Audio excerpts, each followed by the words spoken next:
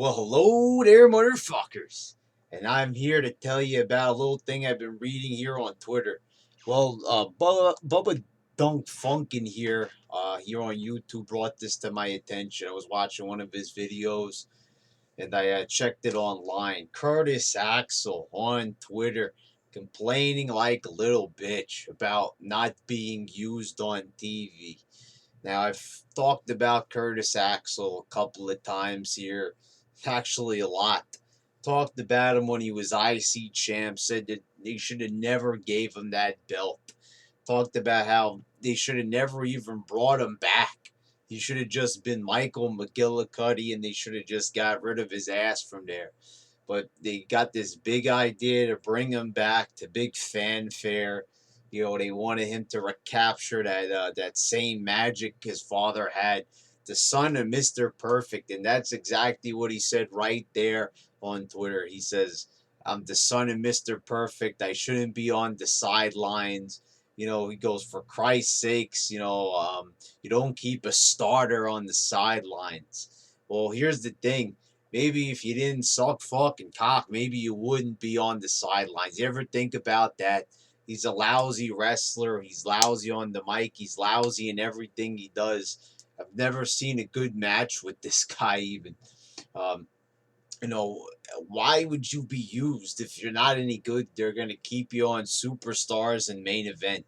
If you can't capture any attention, is Curtis Axel, is he going to, acquire any attention from from the crowd, from the viewing audience at home? No, look at him. Plain look, awful in the ring, awful on the mic. This is what I'm talking about when I talk about Cesaro needs to get pushed. There's a guy who has a look. He's good in the ring. He's got a presence about him. Curtis Axel's got none of that. Doesn't have anything that would make him, a viable contender to be on TV. Where he should be getting pushed. This is not an excuse just because you're the son of a wrestler. That doesn't make you great. I was saying the same thing, just because, somebody is the son of another person or related. Same thing I was saying with Roman Reigns. Just because he's cousins with The Rock doesn't automatically give him a free pass to the world title. Just because Mr. Perfect was IC champ doesn't mean his son's got to win it. Just because The Rock was a world champion doesn't mean that Roman Reigns has to fucking win it. You see what I'm saying, motherfuckers? This guy doesn't deserve anything. And I'm pretty sure a lot of people agree there's no Curtis Axel fans out there, but I just wanted to say how pathetic this looks, going on Twitter and whining. That's the problem with social media. Not only do you see your friends whining, but your heroes, the wrestlers out there, you see them whining to the public on Twitter. You got to be kidding me. You're going to get on Twitter and embarrass yourself in front of everybody. Curtis Axel, this isn't an excuse. Just because you're the son of another wrestler. And this is the thing. You think if Twitter existed back in the 80s and the 90s when, Kurt Hennig, Mr. Perfect, that legend, if that social media was available, you wouldn't see Kurt Hennig going out there and bitching that he never won a world title. No, he earned whatever he got, through hard work. Curtis Axel is not a hard worker, or maybe he's working to the best of his ability. Doesn't look like it, but if he is, he sucks. As I said, some people got it and some people don't. Like Roman Reigns, for example, he might be working hard, and it really does speak volumes. It's like the same situation there. A guy like Roman Reigns who sucks and he gets everything. A guy like Curtis Axel who sucks and he gets nothing. Roman Reigns should be in the same position as Curtis Axel.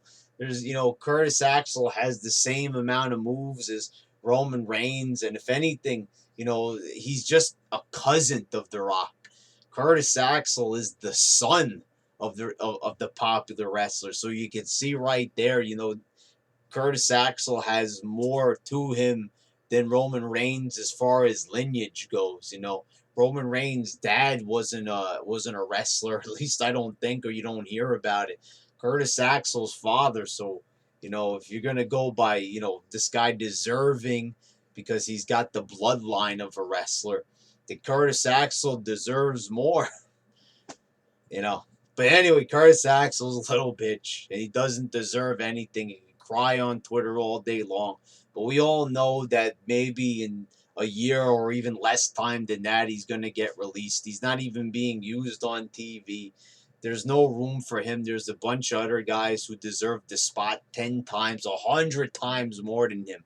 So he ain't going to get that top spot. But I found it pretty fucking hilarious that he's complaining just because of the lineage, that family history, that he deserves more. He deserves fucking nothing.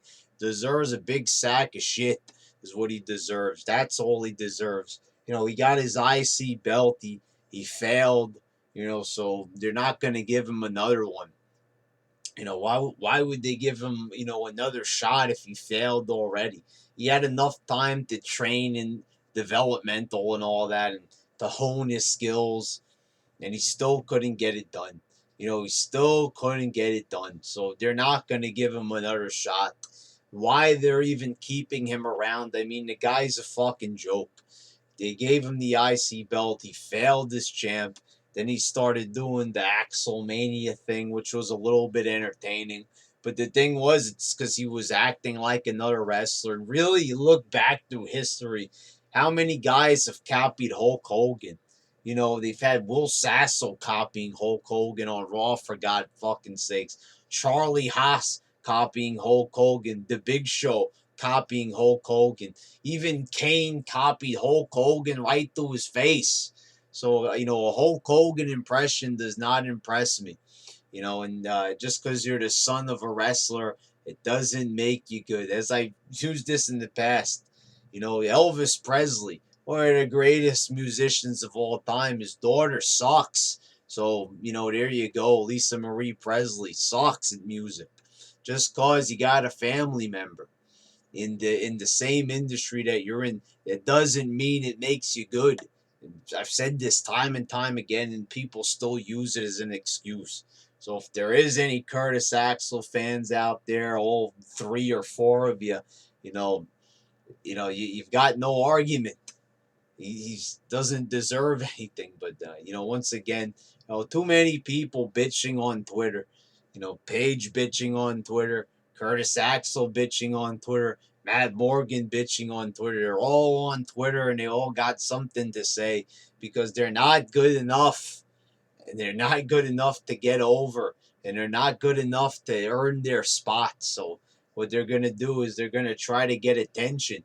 It's called being an attention whore. Very commonly used term.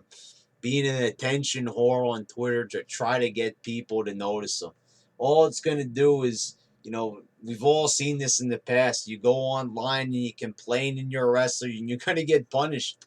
McMahon's gonna see that shit, or someone from the WWE is going to see that shit and report it to McMahon or Triple H or Stephanie or whatever, and they're going to put you in the doghouse. It happened to Cesaro. He complained because he didn't want to see another Cena Orton match, and what happened? He got buried. Same thing's going to happen to Curtis Axel, except he's already buried.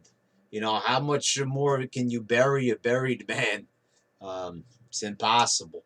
The only other option is to future endeavor his motherfucking ass. Well, anyway, there you go. Curtis Axel sucks. He sucks a lot, and he's always sucked. And he's just proving it once again on Twitter. All right.